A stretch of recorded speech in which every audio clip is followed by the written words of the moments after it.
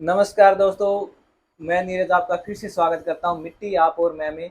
और पिछली वीडियो में हमने दिखाया था कि राजेश कुमार जी कैसे खेती करते हैं और पूरी ऑर्गेनिक तरीके से करते हैं। वो कोई भी पेस्टिसाइड खेतों में नहीं डालते हैं, ऑर्गेनिक तरीके से गुलाब उगाते हैं और देसी गुलाब उगाते हैं। फिर उसी गुलाब से प्रोसेसिंग करके ये सभी चीज़ें जो आप देख रहे हैं, गुलकंद है, गुलाब जल है, शरबत है और भी आगे ये चीज़ें बनाने की तैयारी कर रहे हैं। तो ये सभी चीज़ें बड़ी ईमानदारी से बना रहे हैं और इसी ईमानदारी से हमारे साथ जुड़कर ये आप लोगों तक अपनी बात पहुंचाना चाहते हैं और अपने प्रोडक्ट पहुंचाना चाहते हैं।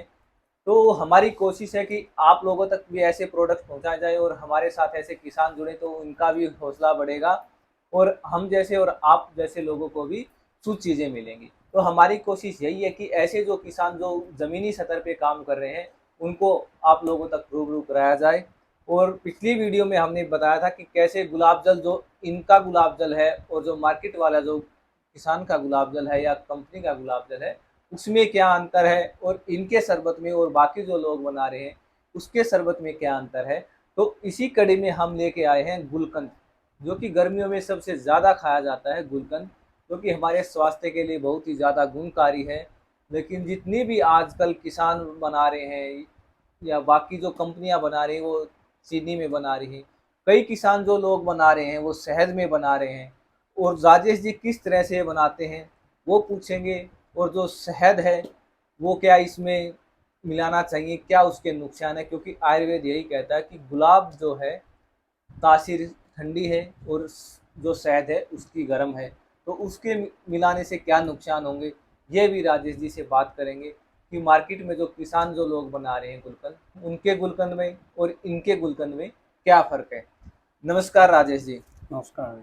बहुत सारे जो किसान साथी हैं वो गुलकंद बनाते हैं और वो बताते हैं कि गुलकंद विद हनी, कि वो शहद में गुलकंद बनाते हैं। तो वो कहाँ तक गुणकारी है और आप इसको कैसे बनाते हैं। मैं बताना चाहूँगा आपको कि जो गुलाब की जो तासीर होती है वो ठंडी होती है। हमने देखा है कि पढ़ा भी है, लोग भी बताते हैं कि हमें गुलकंद क्यों खाना चाहिए। गुलकंद हमें इसलिए खाना चाहिए कि ये हमें गर्मी से राहत देता है। जिस तरह से हमारे मुंह के छाले हैं या फिर है ना बच्चों की नोज़ ब्लीडिंग है या एसिडिटी की प्रॉब्लम हमें हो रही है, तो उनके लिए गुलकंद खाया जाता है। लेकिन जब आप मतलब है ना गुलकंद की तासीर ठंडी है, और आपने सुना होगा कि हनी जो है, हनी वो गर्म प्रवृत्ति का पदार्थ है, तो हनी और गुलकंद का बिल्कुल ही मेल नहीं है। फिर दूसरा, कुछ लोग मतलब है ना खांड या मिश्री वगैरह में बना के उसके अंदर फ्लेवर के रूप में जो इस्तेमाल करते हैं, इलायची इस्तेमाल करते हैं, इलायची वो है, केसर डाल केसर देते हैं, डाल कई देते हैं, लोग वो बादाम भी ड्राई फ्रूट डाल देते हैं।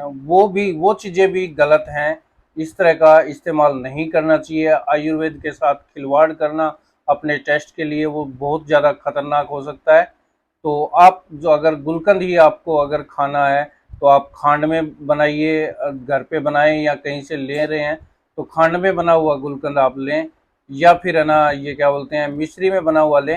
हालांकि मिश्री के लिए ये बोला जाता है कि ये है ना मतलब है ना गर्म तासीर की होती है, लेकिन मिश्री के लिए मैं आपको बता दूं, मिश्री ठंडी चीज़ के साथ अगर लेते हो तो ठंडी रहती है, और गर्म चीज़ के साथ लेते हो तो गर्म तासीर उसकी रहती है।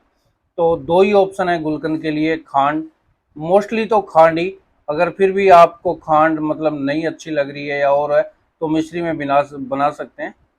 और दूसरा, इसके अंदर अगर आपको थोड़ा सा टेस्ट ही में फ्लेवर ही अगर चाहिए तो इलायची, केसर, शहद, इन चीज़ों को छोड़ के आप इसके अंदर थोड़ा सा सौंफ का मिश्रण डालिए। और सौंफ का मिश्रण जब होगा तो आपके डाइजेशन को भी ठीक करेगा, और सौंफ की तासीर जो होती है वो भी ठंडी होती है।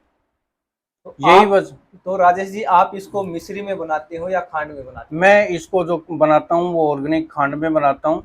और वो भी खांड हमारी कंप्लीट तरह से पकी हुई खांड नहीं होती है, कच्ची खांड होती है। और इसके साथ साथ इसके अंदर कुछ मात्रा में हम सौंफ का इस्तेमाल करते हैं। हालांकि हम भी हनी का इस्तेमाल करते हैं, लेकिन हनी का हम इस्तेमाल हम सिर्फ उतना ही करते हैं जितनी रिक्वायर्ड होती है। सिर्फ 1 kg के अंदर 25 ग्राम आपको हनी मिलेगा, इससे ज़्यादा हनी नहीं मिलेगा। वो भी हम इसको सुरक्षित करने के लिए, क्योंकि जो हमारे आयुर्वेद में कहा गया है कि जो हनी होता है, जो शहद होता है, शुद्ध शहद होता है, वो ना खुद खराब होता और अगर किसी चीज के अंदर एक उपयुक्त मात्रा में मिल जाता है तो उसको भी लंबे टाइम तक खराब नहीं होने देता। तो मैं आपको बता देता हूँ कि शहद ये केवल प्रिजर्वेशन के टाइम को बढ़ाने के लिए करते हैं कि चीज़ लंबे समय तक चले। उसमें ये किसी केमिकल का इस्तेमाल नहीं करके केवल शहद इसलिए मिलाते हैं कि वो चीज़ खराब ना हो।